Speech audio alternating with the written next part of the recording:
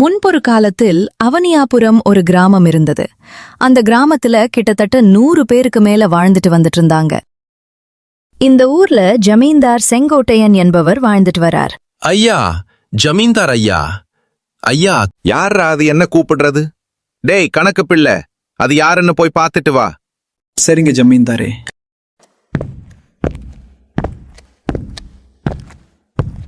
என்ன மாரியப்பா, எதுக்கு இங்க வந்திருக்க? என்ன விஷயம்? அது ஒண்ணுமில்ல கணக்கு பிள்ளை. என் நிலத்து மேல கொஞ்சம் பணம் வாங்கிட்டு போலாம்னு தான் வந்தேன். எனது பணமா? ஏற்கனவே உன் நிலத்து மேல தானே 10,000 ரூபாய் வாங்கிட்டு போன, திரும்பவும் வந்து பணம் கேட்குறாயே. ஏற்கனவே நீ வாங்கிட்டு போன பணத்துக்கு வட்டியும் ஒன்றும் தரவே இல்லை. இதில் இன்னும் பணம் கேட்குறாயே, ஜமீன்தார் எப்படி கொடுப்பார்? ஏற்கனவே அவரே அநியாய வட்டி வாங்கிட்டு இருக்காரு. இதில் நீ வேற வந்து மேற்கொண்டு பணத்தை வேற கேட்குற, என்ன நடக்க போகுதுன்னு தெரியல. சரி வா, நீயே வந்து கேளு. என்னடா மாரியப்பா, என்ன திடீர்னு இங்க வந்து இருக்க? உனக்கு என்ன வேணும்? அது ஒண்ணுமில்ல ஜமீன்தார் ஐயா. என்னோட நிலத்து மேல கொஞ்சம் பணம் வாங்கிட்டு போலாம்னு தான் வந்தேன். என்னது பணமா? ஏற்கனவே நீ 10,000 ரூபாய் வாங்கி போயிருக்கு, அதுக்கே வட்டி தரல. இதுல ஒன்னும் பணம் கேட்டு வந்திருக்க? அது ஒண்ணுமில்ல ஐயா. என்னோட மகனோட படிப்புக்கு பட்டணத்துக்கு அனுப்பி வைக்கணும். அதுக்கு கொஞ்சம் பணம் தேவைப்படுது. அதுதான் உங்ககிட்ட கேட்டு போலாம்னு வந்தேன். டேய், உன் மகளையும் படிச்சு என்னடா செய்ய போற? பேசாம என் வயக்காட்டுல வந்து வேலைய பார்க்க சொல்லு. கூலிய வாங்கிட்டு போ. அதெல்லாம் படிச்சு என்ன செய்ய போறான்?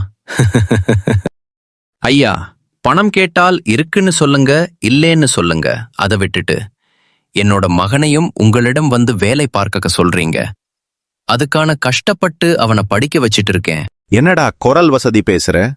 நீ பேசின பேச்சுக்காக நீ கொடுக்க வேண்டிய வட்டிய இந்த மாசமே கொடுக்கணும்.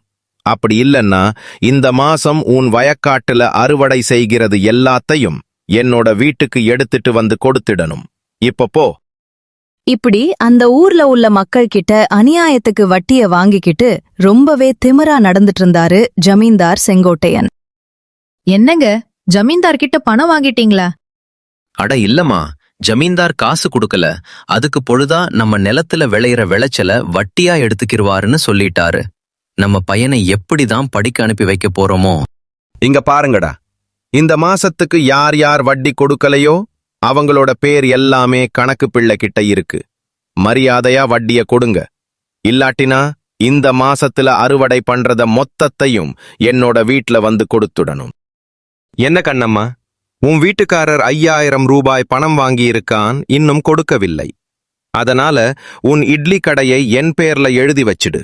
என்ன புரியுதா? டே கணக்கு பிள்ளை, இது யாருடைய நிலம்? இன்னும் எதுவுமே பயிரிடாம இருக்கே. இது முருகனோட நிலம், ஜமீன்தார் ஐயா. என்ன முருகனோடதா?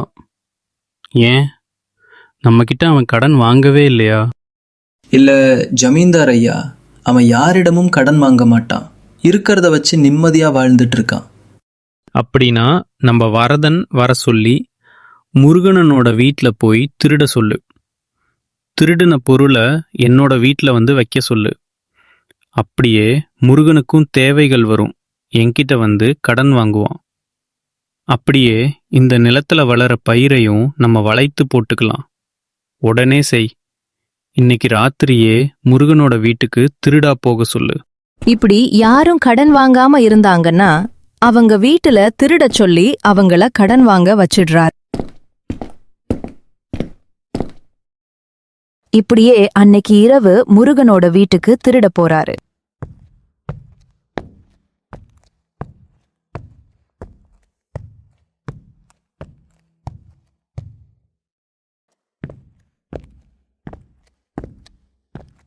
என்ன முருகா, இங்க வராதால இங்க வந்திருக்க. உனக்கு என்ன வேணும்? ஜமீன்தார் ஐயா, என்னோட வீட்ல நேற்று இரவு திருட்டு நடந்துருச்சு. வயக்காட்டுல ஒழுக வைத்திருந்த காசை கூட எடுத்துட்டு போயிட்டாங்க. நீங்க தான் பெரிய மனசு பண்ணி எனக்கு ஒரு 10,000 ரூபாய் கடனா தரணும். அத கொஞ்சம் கொஞ்சமா நான் திருப்பி கொடுத்து விடுகிறேன். சரி சரி, நான் பணம் தரேன். ஆனா ஒரு நிபந்தனை. சரியா வட்டி கொடுக்கலன்னா உன்னோட இடத்துல வரக்கூடிய மொத்த விளைச்சலையும் என்னோட வீட்டுக்கு கொண்டு வந்து விடு. இதுக்கு சரினா கணக்கு பிள்ளை கிட்ட காசு கொடுக்க சொல்ற? சரிங்க ஜமீன்தார் ஐயா. ஊர் மக்களே, நான் சொல்றது நல்லா கேட்டுக்கோங்க. நீங்க நினைக்கிற மாதிரி ஜமீன்தார் ரொம்ப மோசமான ஆளுதான். அதுக்கு மேல நீங்க எல்லா பேரும் அவர்கிட்ட போய் கடன் வாங்கறதுக்காக உங்க வீட்டில ஒரு ஆளை அனுப்பி திருட சொல்லிடுவாரு. அந்த திருட்டு பொருளை அவரோட வீட்டிலேயே பதுக்கி வச்சு சொல்லிருவாரு. அதுக்கப்புறம்தான் நீங்க அவரிடம் போய் கடன் வாங்குவீங்க. அதை கெட்ட முடியாததால உங்களோட வயக்காட்டையும் அபகரிச்சுக்கிடுவாரு. இதுதான் காலம் காலமா நடக்குது. எனக்கு மனசு கேட்கல, அதுதான் உங்ககிட்ட வந்து சொல்லிட்டேன். இனி ஊர் மக்கள் நீங்க என்ன முடிவு எடுக்கிறீங்களோ அதுக்கு நான் கட்டுப்படுறேன். சரி, இதுக்கு நான் ஒரு யோசனை சொல்றேன். கணக்கு பிள்ளை, நீங்க நம்ம ஊரு காட்டுக்குள்ள ஒரு தங்க குகை இருக்குதுன்னு ஜமீன்தார கூட்டிக் கொண்டு போங்க. அங்க அந்த குகைக்குள்ள போறதுக்கு முன்னாடி நீங்க வெளியே வந்துருங்க. அவரை மட்டும் உள்ள போக சொல்லிட்டு. ஜமீன்தார் உள்ள போன உடனே அந்த குகைய மூடி இருக்கலாம். அதுக்கப்புறம் உள்ள வச்சுக்கிட்டே, நம்ம ஜமீன்தாரா உள்ள வச்சுக்கிட்டே நம்ம அவருக்கு ஒரு பாடத்தை கற்பிப்போம். ஜமீன்தாரையா, நம்மூர் காட்டுக்குள்ள ஒரு தங்க குகை இருக்குதுன்னு ஊர் மக்கள் பேசிக்கிட்டு இருந்தாங்க. அவங்க சொன்ன மாதிரி உண்மையிலேயே தங்க குகை இருந்துச்சுன்னா அதை நமக்கு சொந்தமாக்கிக்கிட்ட. இந்த ஊர் மட்டும் இல்லாம சுத்தி இருக்கிற 8 ஊருக்கும் நீங்க தான் ஜமீன்தாராக இருப்பீர்கள். என்ன, காட்டுக்குள்ள போய் பார்த்துட்டு வருவோமா? என்னது, தங்க குகையா? சரி, வா போய் பார்த்துட்டு வரலாம். இப்படி 2 பேரும் காட்டுக்குள்ள தனியா நடந்து போயிட்டு இருக்காங்க. அப்ப ஒரு குகையும் வருது.